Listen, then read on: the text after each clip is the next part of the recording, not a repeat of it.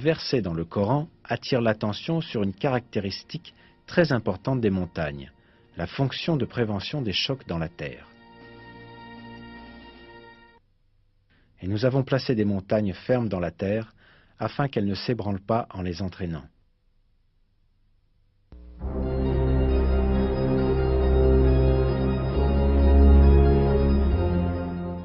Et la géologie confirme aujourd'hui cette caractéristique des montagnes.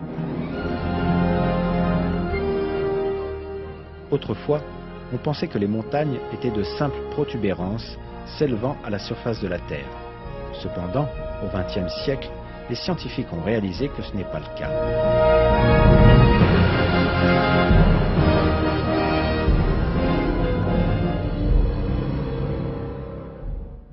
Les parties connues comme étant les racines des montagnes s'étendent aussi profondément que 10 à 15 fois leur propre hauteur. Par exemple, le mont Everest, dont le sommet culmine à environ 9 km au-dessus de la surface de la Terre, possède une racine profonde de plus de 125 km.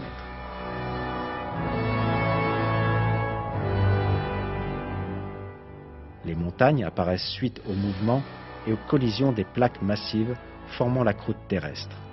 Quand deux plaques entrent en collision, la plus solide glisse sous l'autre, celle du dessus se tord et forme des hauteurs et des montagnes. La couche du dessous avance dans les profondeurs et forme une extension profonde vers le bas. Ces extensions sont les racines des montagnes.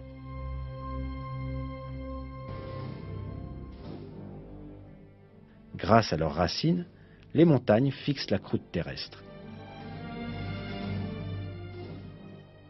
Par conséquent, elles empêchent tout glissement sur la couche de magma ou parmi les couches elles-mêmes, et elles empêchent également de grandes secousses terrestres.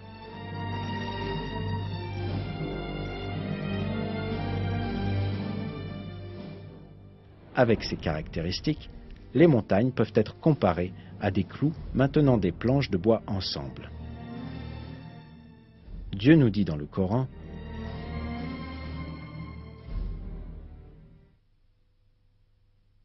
n'avons-nous pas fait de la terre une couche et placé les montagnes comme des piquets?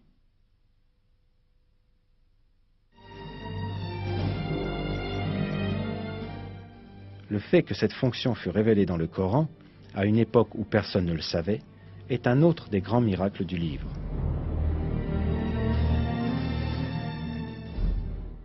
S'il n'y avait pas l'effet fixant des montagnes, le sol ne tiendrait pas à la surface de la terre, l'eau ne s'accumulerait pas dans le sol, aucune plante ne pousserait.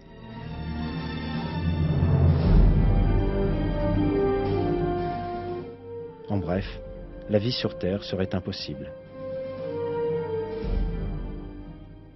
Grâce à la miséricorde de Dieu, cependant, la terre est capable d'entretenir la vie.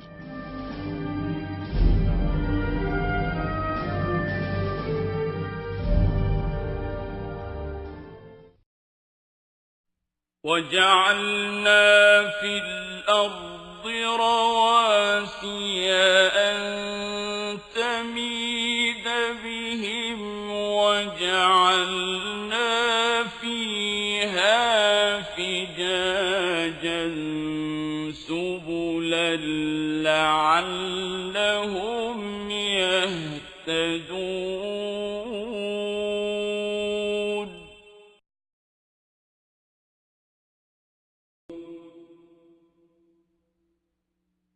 أَلَمْ نَجْعَلِ الْأَرْضَ مِهَادًا وَالْجِبَالَ